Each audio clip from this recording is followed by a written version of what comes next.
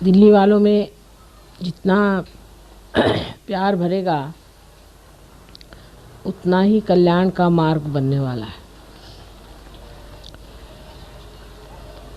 प्रेम के प्रति उदासीन होने वाले लोग सहयोग में बढ़ नहीं सकते। हम दूसरों को कितना प्यार दे सकते हैं इसकी पूरी कल्पना अभी आपको नहीं है, क्योंकि हमारे अंदर प्यार का सागर बसा हुआ है और उसकी झलक मात्र भी हमने अभी तक देखी नहीं कि हम कितने प्यार से ओतप्रोत हैं। परमात्मा ने भी हमें बनाया सो अपने प्यार में ही बनाया है और जिस चैतन्य को आप जानते हैं और जिस ब्रह्म को आप महसूस करते हैं, ये ब्रह्म भी उनका प्यार ही है। प्यार ही सत्य है।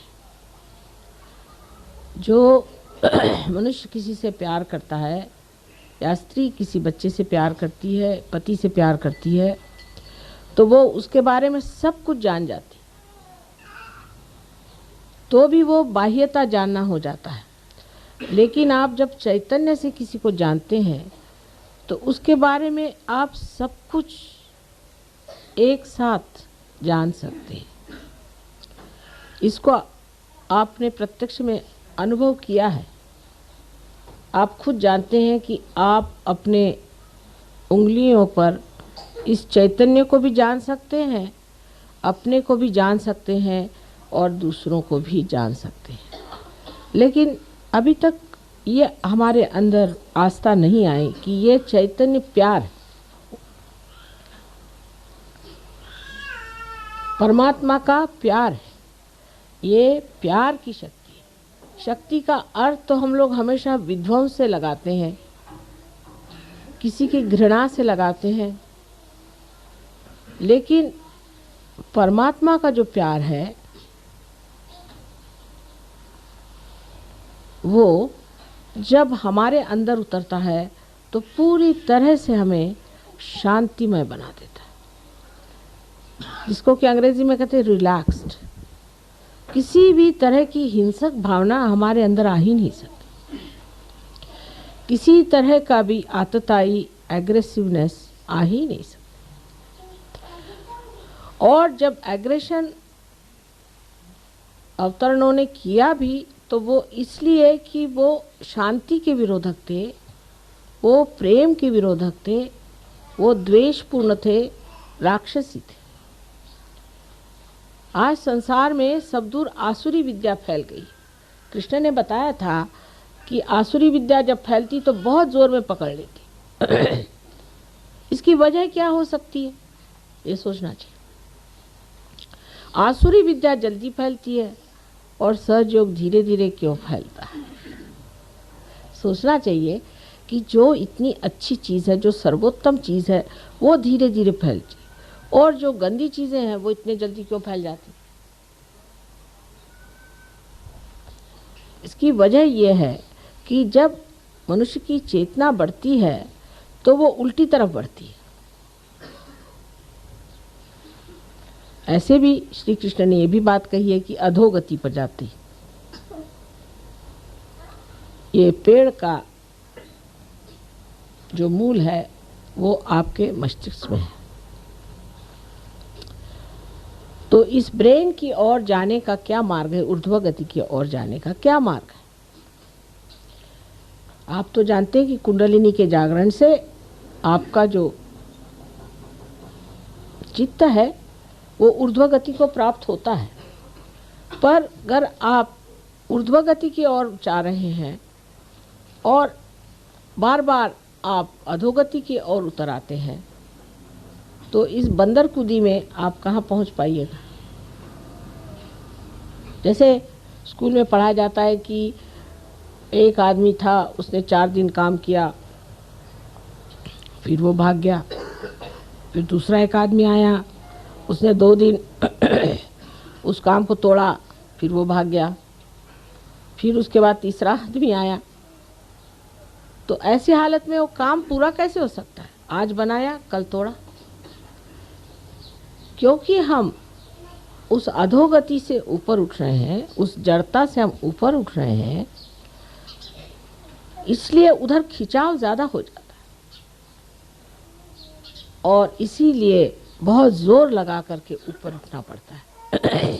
हालांकि परमेश्वर की शक्ति आतुर है कि आपको कमल के जैसे सुंदर ऊर्ध्वगति दान करे, और उसने प्रदान किया भी है। लेकिन उस दशा में रहने के लिए आपको थोड़ा सा जोर लगाना पड़ता है, और जोर बड़ा सुंदर है, वो है प्यार का।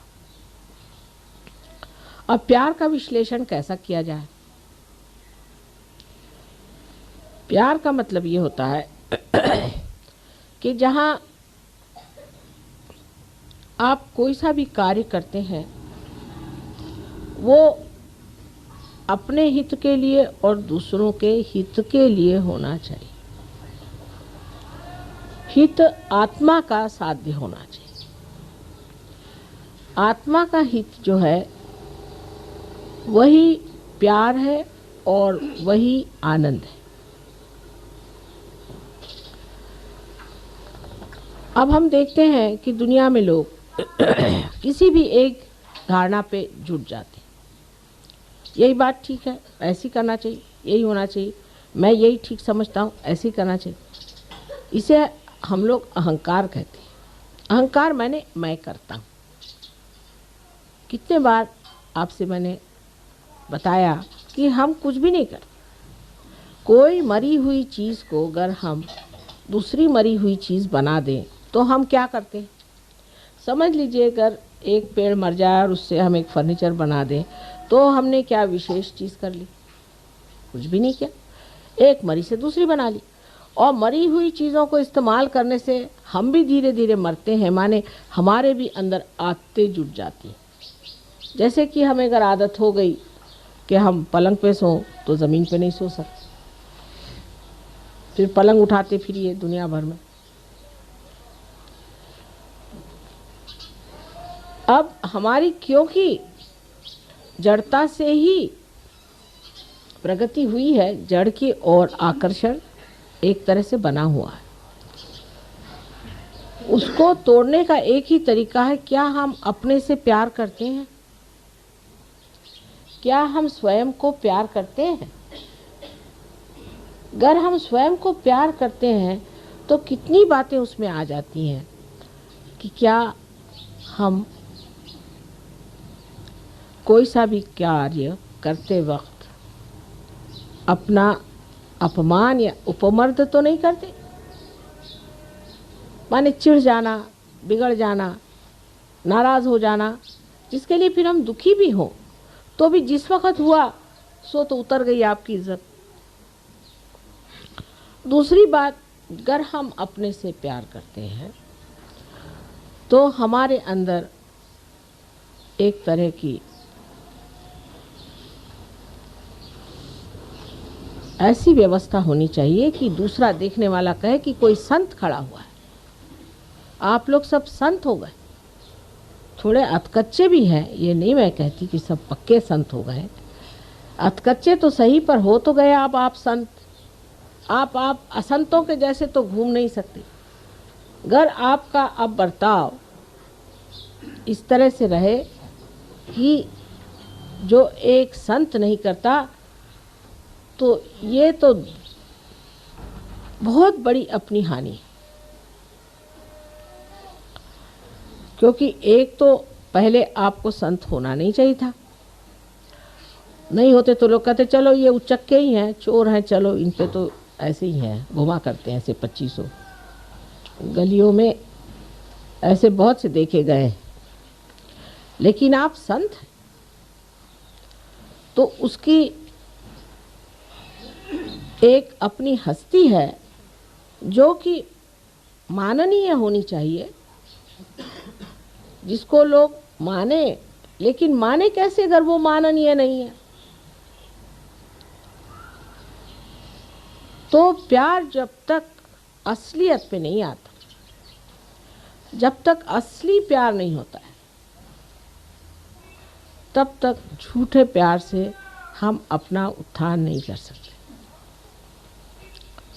अब अगर हम अपना प्यार इस तरह से तौलें कि हमने अपने लिए क्या किया,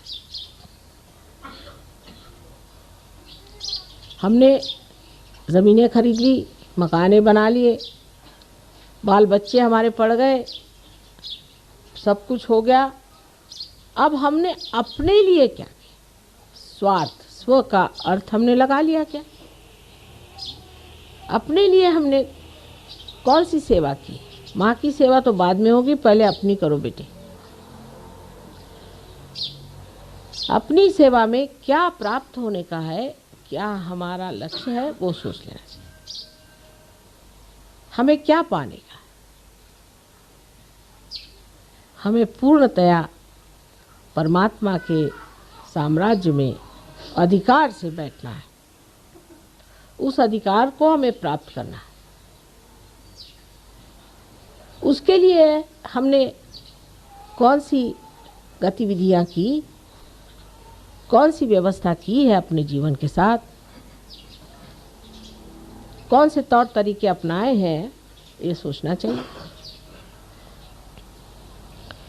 अब सहयोग में कितनी बार बताया गया कि भाई अगर आपको आगे बढ़ना है, इस वृक्ष को ऊपर की ओर चढ़ाना है, तो आपको ध्यान करना चाहिए।